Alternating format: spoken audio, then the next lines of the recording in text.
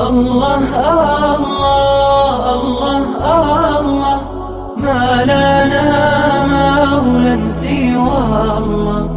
الله الله الله الله ما لنا مولى سوى الله.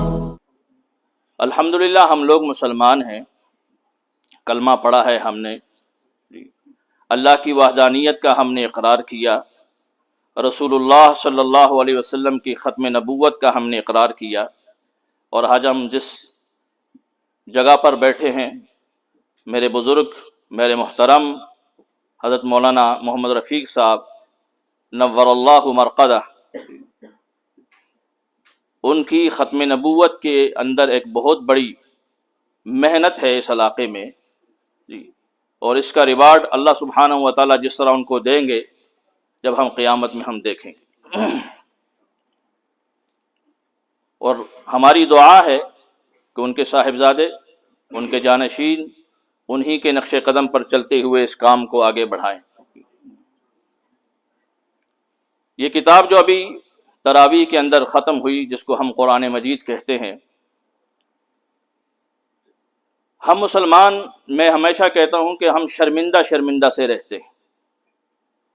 لوگوں کے سامنے ہم اپنے آپ کو مسلمان کہلانے میں شرمندگی محسوس کرتے ہیں،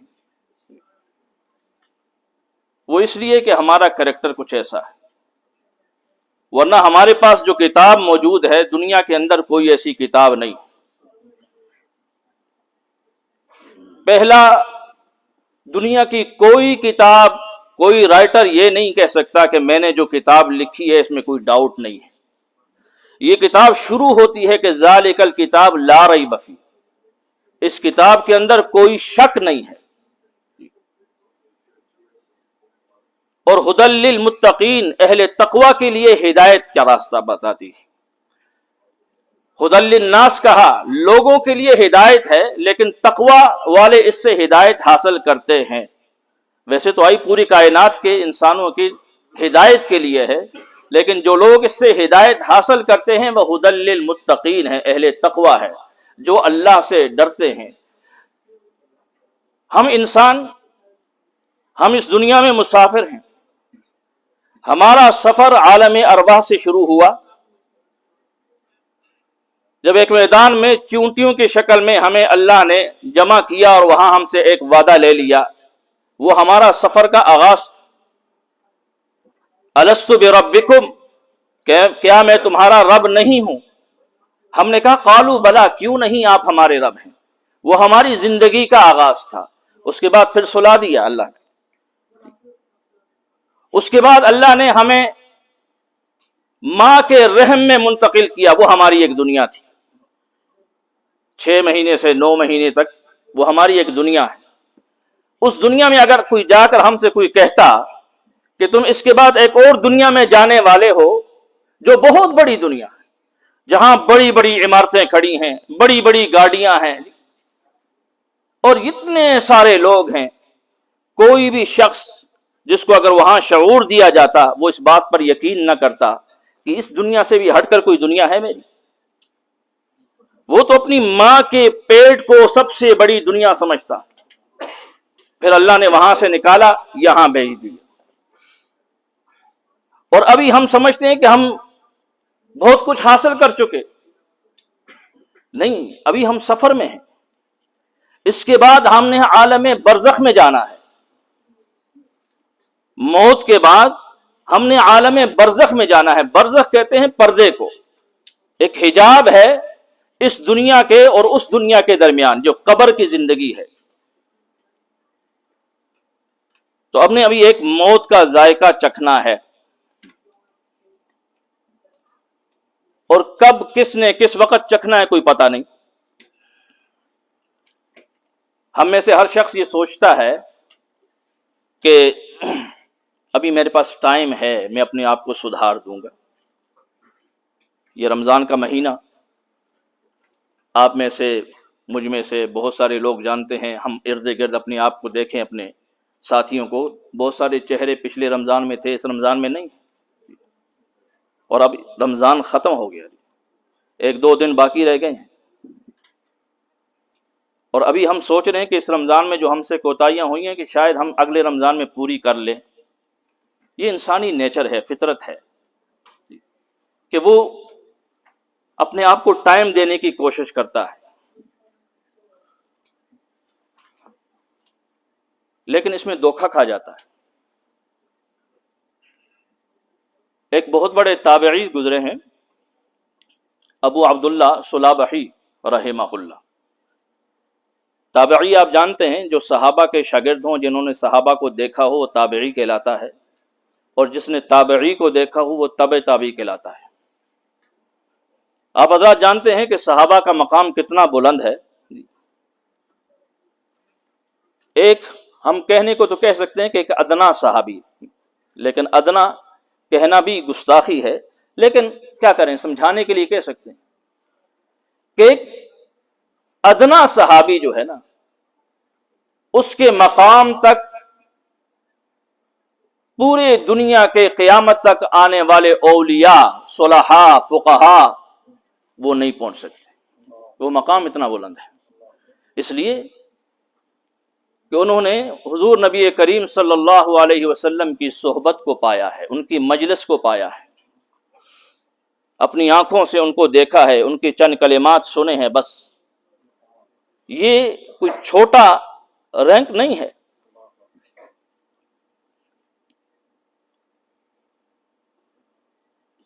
غزوہ خیبر میں جب حضور علیہ الصلوۃ والسلام خیبر کی طرف گئے یہودیوں سے لڑنے کے لیے، وہاں پڑاؤ ڈالا خیبر کے مقام پر، تو آس پاس لوگوں کو پتہ چلا کہ حضور علیہ الصلوۃ والسلام آئے ہیں. ان میں ایک چرواہا تھا جو بکریاں چراتے ہیں، وہ اپنی بکریاں لے کر اس طرف نکل آیا.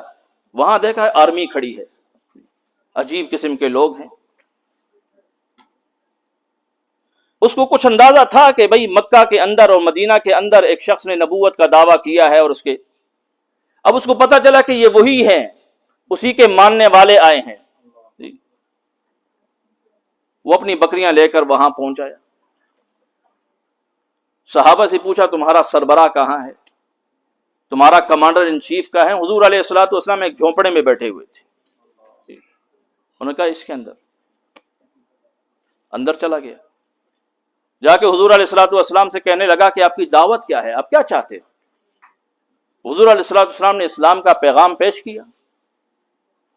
کہنے لگا اگر میں اس پیغام کو قبول کر لوں تو میرا رینک کیا ہوگا؟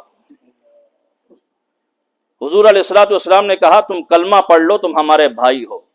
اب وہ حضور علیہ الصلوۃ والسلام کی دینی حیثیت کو تو اتنا نہیں جانتا تھا، دنیاوی حیثیت کو جانتا تھا. اس لیے کہ اس کو پتا تھا قریش کے ہیں، ہاشمی ہیں، ان کا مقابلہ کوئی نہیں کر سکتا. اب دینی حیثیت نہیں جانتا. وہ کہنے لگا آپ ایک کلمہ پڑھنے کی وجہ سے آپ مجھے اپنا بھائی بناتے؟ نے کہا بالکل. نے کہا اگر میں کلمہ پڑھ لیا تو اس کے بعد میرے لیے کیا حکم؟ کہنے لگے اس وقت نماز کا تو کوئی ٹائم نہیں، ابھی تو ہم لڑائی کے لیے آئی ہیں، لڑنا ہوگا، جہاد ہے. کہنے لگا اگر شہید ہو مر گیا تو پھر؟ کہنے لگا سیدھا جنت میں جاؤ. اس کا نام کیا ہے؟ نام تو تاریخ میں کوئی پتہ نہیں کیا ہے. اس کو کہتے ہیں اسود راعی. اسود کہتے ہیں علماء بیٹھے ہیں کالے سیاہ کو، اور راعی کہتے ہیں چرواہے کو جو بکریاں چراتا ہو. یعنی جو اس کا پیشہ تھا وہی اس کا نام پڑ گیا، اس کا کلر، اس کا پیشہ، وہ اس کا نام ہو گیا. اصل نام کیا ہے پتہ نہیں. تو یہ جو اسود راعی ہے شہید ہو گئے تھے وہاں پر، اس جنگ میں شہید ہو گئے. میں لمبی چوڑی بات نہیں کرنا چاہتا. اب انہوں نے نہ صرف کلمہ پڑھا ہے، نہ نماز پڑھی، نہ روزہ رکھا، نہ کسی حج پہ گئے، کوئی اور عبادت نہیں کی، جہاد میں گئی، شہید ہو گیا. بس اس اسود راعی رضی اللہ تعالی عنہ، ان کے مقام تو بہت بڑی چیز ہے. ان کے پاؤں کی جو خاک ہے نا، اس پاؤں کی خاک پر بھی دنیا کے سارے فقہاء، علماء، صلحاء قربان ہو جائیں وہ نہیں پہنچ سکتے. یہ ہے مقام ایک صحابی کا. ابو بکر صدیق ہو گئے، عمر فاروق ہو گئے، ان کی تو بات ہی اور ہے. میں بات اصل میں یہ کر رہا تھا کہ ہم لوگ اپنے آپ کو درست کرنے کے لیے کہتے ہیں کل کر لیں گے، جو ہمارے اندر کمی پیشی رہے گی ہم کل پوری کر لیں گے. کل کس نے دیکھی؟ تو میں ابو عبداللہ صلابحی رحمہ اللہ کا قصہ بیان کر. صحابی تابعی تھے، صحابہ کے ہاتھ پہ انہوں نے اسلام قبول کیا، اور اسلام قبول اس وقت کیا جب حضور علیہ الصلوۃ والسلام موجود تھے، مدینہ کے اندر موجود تھے. تابعی رہ گئے. صحابہ کا صحابیت کا جو مقام ہے وہ آسمان کا سمجھیں اور تابعی زمین کا سمجھیں، بس یہ مقام ہے. تابعی کیوں رہ گئے؟ صحابہ ان سے کہتے تھے چلیں، جن کا کلمہ پڑھا ہے ان سے زیارت کر کے آ جاتے ہیں. وہ ٹالتے رہے، ان کی کوئی مجبوریاں تھیں. کل چلیں گے، کل چلیں گے جی، کل چلیں گے. کرتے کرتے پھر تیار ہو گئے، پہنچے. اب راستے میں تھے کہ ذوالحلیفہ کے مقام پر، یہ میقات ہے مدینہ والوں کا، وہاں پہنچے تو وہاں سے ایک قافلہ آیا. انہوں نے پوچھا کہاں چلے ہو؟ کہنے مدینہ جا رہے ہیں حضور کی زیارت کے لیے. اور قافلے والوں نے کہا 3 دن ہو گئے حضور علیہ الصلوۃ والسلام تو دنیا سے رخصت ہو گئے. تو یہ کل کل کرتے کرتے کتنے بڑے اعزاز سے وہ محروم رہ گئے. تو ہم بھی کل کل کرتے کرتے کتنے بڑے اعزاز سے محروم ہو جائیں گے کوئی پتہ نہیں. تو ہمارے پاس کل کا ٹائم نہیں ہے. یہ جو 1-2 دن بچ گئے، اس میں ہم اللہ سے ایک دعا کر لیں کہ اللہ تو ہمارا بن جا، ہمیں اپنا بنا لے. بس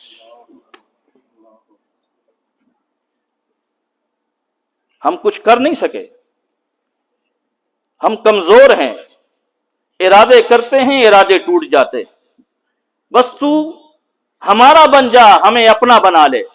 یہ دعا ہم کر لیں تو شاید ہماری زندگی کا بھی کچھ کام بن جائے. تو میں کہہ رہا تھا کہ ہمارا سفر جاری ہے. ابھی ہم نے برزخ کی طرف جانا ہے.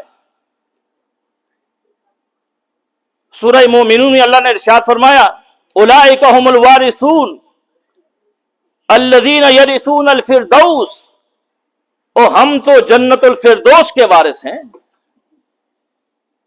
سیدنا آدم علیہ الصلوۃ والسلام کو اس جنت سے نیچے اتارا گیا تھا. ہماری وراثت وہ ہے جس کو ہم نے لینا ہے. اور ہم اس دنیا کو اپنی وراثت سمجھ بیٹھے. یہ دنیا تو کسی کی ہوئی نہیں. جو ہمارے پاس آج ہے، ہماری آنکھ بند ہوئی، شریعت نے بھی کہا ہے کہ دوسروں کو تقسیم کر دو. یہ مال دوسروں کی طرف چلا گیا اور ہم کہاں گئے؟ کسی کو 2 گز ملی، کسی کو نہ ملی. تو ہم ایک دھوکے کے اندر بیٹھے ہیں اور ہر سال اپنے آپ کو دھوکہ دیتے رہتے ہیں، اور اسی دھوکہ دینے میں ہماری آنکھ نے بند ہو جانا ہے. ہمارے پاس ایک عظیم کتاب موجود ہے، ایک ایسی کتاب جو چیلنج کرتی ہے دنیا کو. 1400 سال سے چیلنج کرتی چلی جا رہی ہے. کوئی ایسی کتاب نہیں. سورہ ہود میں اللہ نے فرمایا ام یقولون افترا. یہ لوگ کہتے ہیں کہ یہ خود گڑی ہوئی کتاب ہے، خود بنائی ہے. قل فاتوا بعشر سور، کہ 10 صورتوں میں سے کوئی لے آؤ. مفتریات، تم اگر کہتے ہو کہ یہ نبی علیہ الصلوۃ والسلام نے نعوذ باللہ خود بنائی ہے تو تم لے آؤ، اسی طرح بنائی ہوئی لے کر آ جاؤ. پہلے 10 صورتوں کا چیلنج کیا. سورہ یونس میں اللہ نے کہا قل فاتوا بسورہ، ایک سورت اٹھا کے لے آؤ، 10 نہیں لا سکتے ہو. سورہ اسراء بنی اسرائیل کے اندر کہا قل ان اجتمعت الجن والانس، یہ جنات اور انسان ساری کی ساری آرمی اکٹھی ہو جائے، یہ قرآن کا بدل نہیں لا سکتے. یہ چیلنج پر چیلنج اللہ دے رہے ہیں. 1400 سال سے چیلنج دے رہے ہیں کہ سب کے سب اکٹھے ہو جائیں، اس کا بدل نہیں لا سکتے. وَإِن كُنتُمْ فِي رَيْبٍ مِّمَّا نَزَّلْنَا عَلَىٰ عَبْدِنَا فَأْتُوا بِسُورَةٍ مِّن مِّثْلِهِ، اگر تمہیں شک ہے کہ جو ہم نے قرآن اللہ اپنے بندے پر نازل کیا ہے یہ انسان کا بنایا ہوا ہے، تو فَأْتُوا بِسُورَةٍ، ایک سورت لے آؤ۔ سورت کون سی ہے؟ سورہ بقرہ کا مطالبہ نہیں کیا، سورہ کوثر، اِنَّا أَعْطَيْنَاكَ الْكَوْثَرَ فَصَلِّ لِرَبِّكَ وَانْحَرْ إِنَّ شَانِئَكَ هُوَ الْأَبْتَرُ۔ اللہ نے نہیں کہا کہ سورہ بقرہ اٹھا کر لیا، یہ چھوٹی سی سورت ہے، 3 چھوٹی چھوٹی آیتیں ہیں، بنا لو نا۔ ان کنتم صادقین، اگر تم سچے ہو اس بات میں کہ یہ اللہ کا کلام نہیں ہے۔ پھر آگے اللہ نے ایک اور چیلنج کر دی۔ اصل میں ہم لوگوں کو عربی سے کوئی اتنا شغف نہیں ہے، کوئی اتنی محبت نہیں ہے، ورنہ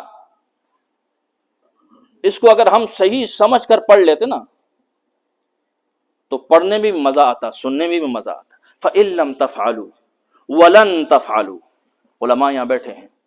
تفعلوا عربی گرامر میں مضارع کا صیغہ کہتے ہیں، ایک پہ لام اور میم آیا ہے، دوسرے پہ لام اور نون آیا ہے۔ لام اور میم کا ترجمہ بن گیا کہ تم اس سے پہلے بھی ماضی کے اندر بھی اس چیلنج کا جواب نہیں دے سکے۔ لام اور نون کا معنی بن گیا کہ تم آئندہ کبھی بھی نہیں دے سکو گے۔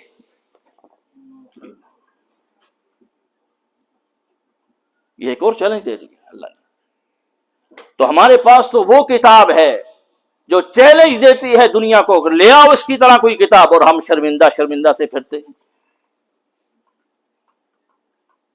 تو ہم نے اس کتاب کو سمجھا نہیں، بس آئے کبھی پڑھ لی، اٹھا کے پڑھ لی، کبھی سن لی تو سن لی۔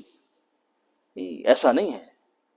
اس کتاب سے آج بھی دنیا ہدایت حاصل کرتی ہے، لیکن جب ہمارے کردار کو دیکھتی ہے تو حیران رہ جاتی ہے کہ کتاب کیسی ہے اور کتاب والے کیسے۔ ہم کیا ہیں؟ ہم نے دنیا کو دھوکے میں ڈالا ہے۔ ہم اس دنیا کو سب کچھ سمجھتے ہیں۔ تو ہمیں ٹائم نکالنا ہوگا اس کے لیے، اس کو سمجھنے کے لیے۔ اور یہ ایسی کتاب، بعض حضرات تو اکثر ہم سنتے بھی ہیں، لوگ کہتے بھی ہیں کہ جب بغیر سمجھے ہوئی کتاب پڑھنے کا فائدہ کیا۔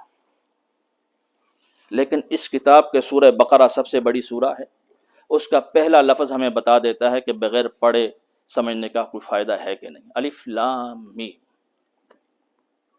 اس کا کوئی ٹرانسلیشن نہیں، کوئی ترجمہ نہیں۔ بڑے سے بڑا عالم لے آئیں، کوئی ترجمہ نہیں کر سکتا۔ تو پھر ہم کہیں کہ بغیر سمجھے پڑھنے کا فائدہ کیا ہے؟ 30 نیکیاں تو یہاں مل گئی۔ کاف ہاں یا عین صاد، کوئی ٹرانسلیٹ نہیں کر سکتا اس کو۔ حامیم عین سین قاف، کوئی ترجمہ نہیں ان کا۔ سورہ قاف پڑھے تو قاف، کوئی ترجمہ نہیں۔ سورہ نون پڑھے تو نون، کوئی ترجمہ نہیں۔ سورہ صاد پڑھے تو صاد، کوئی ترجمہ نہیں۔ کتنے الفاظ ہیں قرآن میں جن کا کوئی ترجمہ نہیں کر سکتا؟ تو پتہ چلا قرآن بغیر سمجھے پڑھنے کے بھی فائدے ہیں۔ میں نے ایک جگہ ایک واقعہ پڑھا تھا کہ ایک شخص تھا، اس کو بیچارے کو قرآن پڑھنا تو آتا ہی نہیں تھا۔ ساری زندگی دیہاتوں میں ایسی جگہ ہیں، لوگ پڑھے ہیں، کچھ پتہ نہیں چلا، ساری زندگی اسی طرح گزار دی، لیکن ایمان تھا قرآن پر۔ بڑھاپے میں آ کر قرآن کھولتا، قرآن کی لائنوں میں ہاتھ رکھتا، یوں پھیرتا چلا جاتا، کہتا یہ بھی حق ہے، یہ بھی حق ہے، یہ بھی حق ہے، یہ بھی حق ہے، بس وہی۔ لیکن جب مرا ہے، مرنے کے بعد کئی سالوں کے بعد اس کی قبر کھلی، کسی وجہ سے سیلاب وغیرہ آ گیا، تو اس کی لاش بالکل سلامت، کفن بالکل سلامت۔ تو ایمان کی بات ہے۔ ہدی للمتقین، اہل تقوی کے لیے ہدایت ہے۔ یہ بات کر کے بات ختم کرتا ہوں۔ اصل میں کبھی کبھی قبلہ والد محترم علیہ الرحمہ کے کچھ جذبات مجھ پر بھی طاری ہو جاتے ہیں، بات لمبی ہو جاتی ہے۔ تقوی کیا ہے، بس یہ بات پڑھ کے ختم کروں گا۔ میں نے یہ بات کئی دفعہ پہلے بھی سنائی ہے، لیکن بہت سارے چہرے ایسے ہیں جو کہ نئے ہیں، شاید آپ نے نہ سنی ہو تو سنا دیتے۔ سیدنا ثعلبہ رضی اللہ تعالیٰ عنہ حضور علیہ الصلاۃ والسلام کے ایک نوجوان صحابی، حسین و جمیل بھی تھے اور نوجوان بھی تھے۔ حضور علیہ الصلاۃ والسلام کی محفل میں ہمیشہ شرکت کے لیے مسجد نبوی آتے تھے۔ ایک روز مسجد نبوی میں آنے کے لیے نکلے، مدینہ کی گلیوں سے گزرے تو آپ حضرات میں سے بہت سارے لوگ شاید جانتے ہوں گے، دیہاتوں میں اب بھی مکانوں کی جو دیواریں ہوتی ہیں وہ چھوٹی ہوتی ہیں۔ بعض لوگوں کے پاس پیسہ اتنا نہیں ہوتا کہ دیواریں بڑی بنا سکیں، بعض کی دیواریں صحیح ہوتی، بعض کی چھوٹی ہوتی۔ تو وہ راستے سے گزرتے ہوئے جا رہے تھے، کسی گھر کے اندر ان کی نگاہ پڑ گئی کسی خاتون پر، اس کی دیوار ذرا چھوٹی تھی۔ اب نگاہ پڑ گئی، نگاہ تو معاف ہے نا، ایک نگاہ پڑ جانا تو معاف ہے۔ ہم لوگ تو دین کے ساتھ بھی مذاق کرتے ہیں،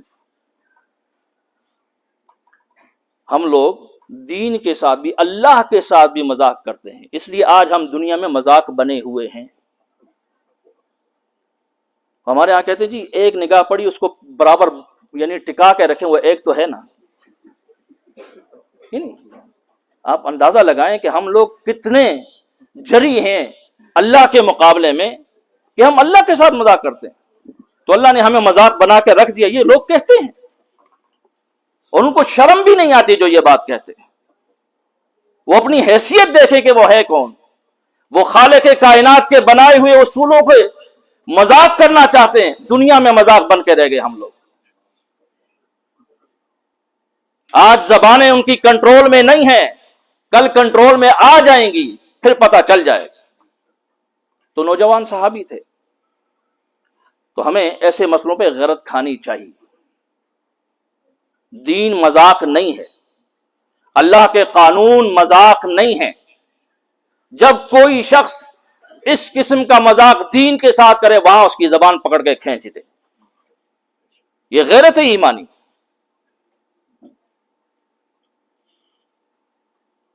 تو وہ نوجوان صحابی جا رہے تھے، ایک جگہ پہ ان کی نظر پڑ گئی، انہوں نے نظر جھکا دی اور جانے لگے آگے۔ تھوڑے سے آگے گئے، واپس پلٹ گئے،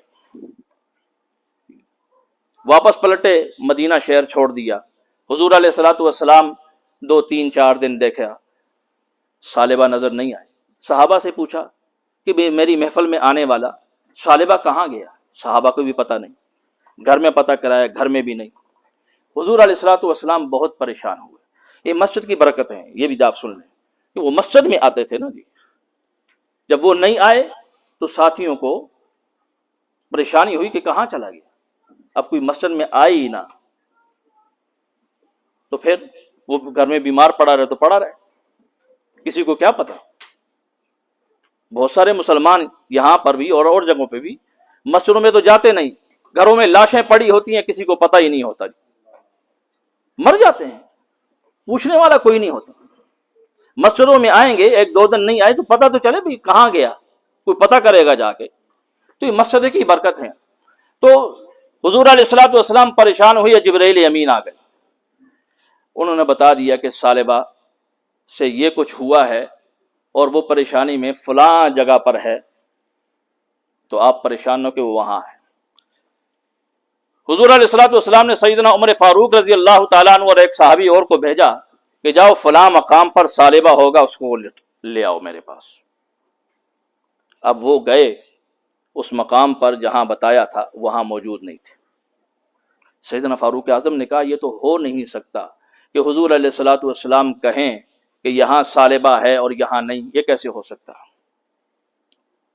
بہرحال وہاں ایک بکریاں چرانے والا نظر آیا، تو ان سے پوچھا کہ اس شکل و صورت کا کوئی نوجوان آپ نے دیکھا ہے؟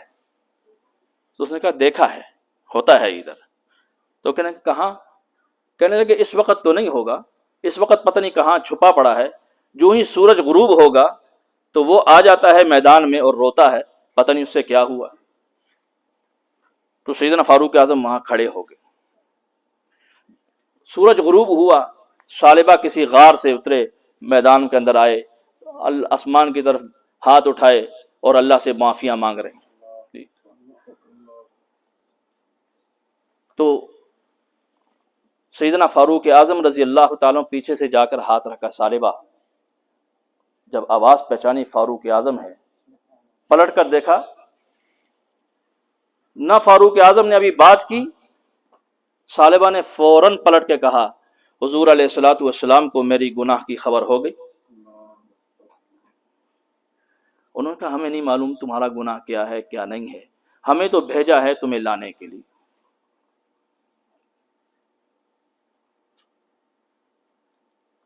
تو وہ کہنے لگے جانا تو پڑے گا، انکار تو کر نہیں سکتا، لیکن میری ایک شرط ہے کہ مجھے حضور علیہ الصلوۃ والسلام کے پاس اس وقت لے کے جانا جب مسجد نبوی میں نماز کھڑی ہو۔ کیوں؟ اس آنکھوں میں اتنی گناہ ہیں کہ یہ حضور علیہ الصلوۃ والسلام کی نگاہوں کا مقابلہ نہیں کر سکتے۔ تو وہ لے کے آئے، اور اسی ٹائم لے کر آئے جب حضور علیہ الصلوۃ والسلام مصلی پہ کھڑے تھے، صحابہ نماز پڑھ رہے تھے، تینوں اندر آئے، وہ دو صحابی تو آگے نماز میں شامل ہونے کے لیے، ثعلبہ مسجد کے صحن میں بے ہوش گر گئے۔ حضور علیہ الصلوۃ والسلام نے سلام پھیرا، دیکھا عمر فاروق بھی موجود ہیں، جو دوسرے بھیجے تھے وہ بھی موجود ہیں۔ فرمایا ثعلبہ کہاں ہے؟ تمہیں تو میں اس کو لانے کے لیے بھیجا تھا۔ وہ کہنے لگے ثعلبہ مسجد نبوی کے صحن میں بے ہوش پڑے۔ حضور علیہ الصلوۃ والسلام آئے، بیٹھے، ان کا سر مبارک اٹھا کر اپنی گود میں رکھا، اور جو ان کے سر پہ ہاتھ پھیرنے لگے، آنکھیں کھلی، دیکھا حضور علیہ الصلوۃ والسلام کی گود میں ہے، سر اٹھا کر دوبارہ زمین پہ رکھ دیا۔ کہنے لگے اس کے اندر تو گناہ ہی گناہ ہے، یہ آپ کی پاک گود میں کیسے ہو سکتا ہے؟ حضور علیہ الصلوۃ والسلام نے ان کو تسلی دی کہ کوئی اتنی بڑی چیز نہیں ہوئی، اتنی شرمندگی، اتنا تم نے اپنے دل کو لگا لیا، معافی مانگو اللہ معاف کر دے گا۔ ان کو گھر بھیج دیا۔ اسی غم میں ثعلبہ کا انتقال ہو گیا۔ جب حضور علیہ الصلوۃ والسلام کو اطلاع دی کہ ثعلبہ اس دنیا سے جا چکے، تو آپ صلی اللہ علیہ وسلم نے فرمایا ان کی میت کو تیار کرو، ان کا جنازہ میں خود پڑھاؤں گا۔ جنازہ پڑھانے کے لیے حضور علیہ الصلوۃ والسلام آئے، اور جس انداز سے آئے وہ انداز صحابہ اکرام نے نوٹ کر دیا، چلنے کا انداز۔ ان کی تدفین کے بعد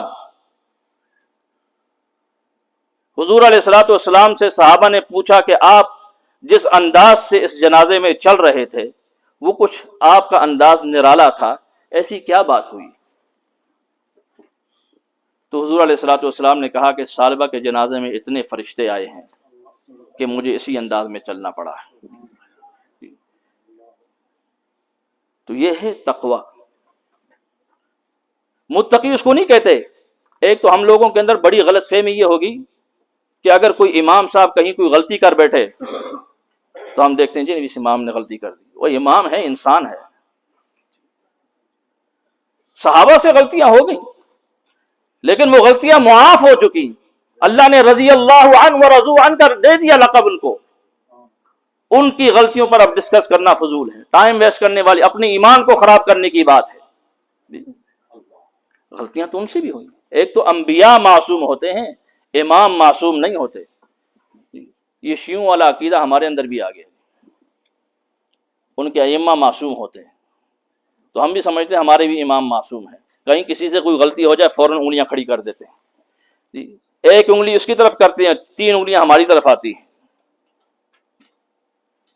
تو تقوی اسی کو کہتے ہیں، اللہ سے ڈرنا، لیکن ہم اللہ سے نہیں ڈرتے۔ میں نے عرض کیا نا، ہم اللہ سے نہیں ڈرتے۔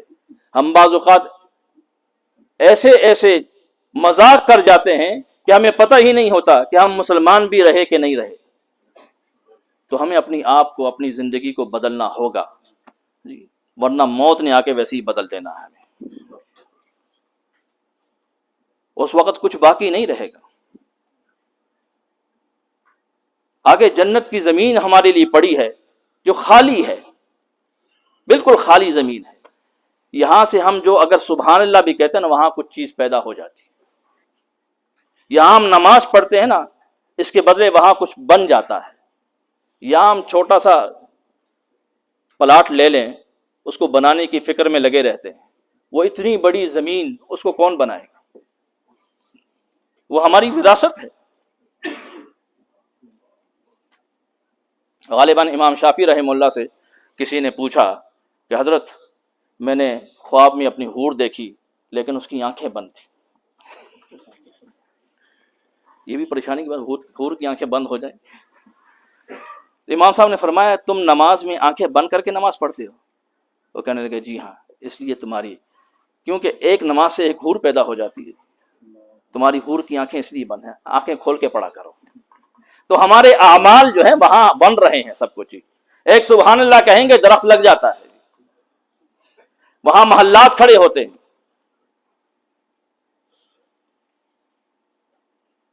تو اس زمین کو بھی بنانے کی ہم نے فکر کرنی ہے.